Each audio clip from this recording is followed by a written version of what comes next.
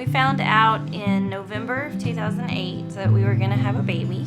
She was nervous to let me know. So though my nerves were really at work, I was just excited. Oh goodness, just from the beginning, he was just a pleasant little baby.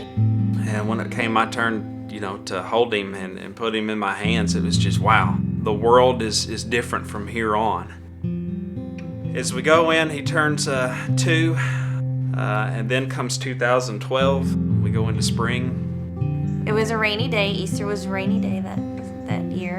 And Josh was going to be preaching that evening, filling in for our preacher. So Josh decided to go ahead and head up to the church building ahead of us. I get there, and oddly enough, I noticed just way off in the distance, I could hear a siren like an ambulance or something. I think we made it about maybe 2 miles, and my car spun out, and we were hit by a pickup truck on my side, and Eli was right behind me. And when the car stopped spinning, I turned and looked over my shoulder, and I saw Eli in the back seat, and I knew as soon as I saw him that he was gone.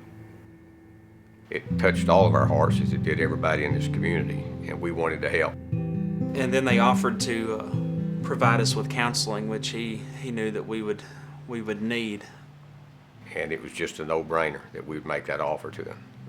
When you love somebody and they're hurting, then you try to do something you can to stop the hurting. We had used Grief Works and Counseling Works before. We had had great success. The Counseling Works ministry provides licensed professional counseling for any and many reasons, from abuse and depression, addiction, grief, and we found that in our ministry of Counseling Works, we are going to serve almost 1,000 people this year.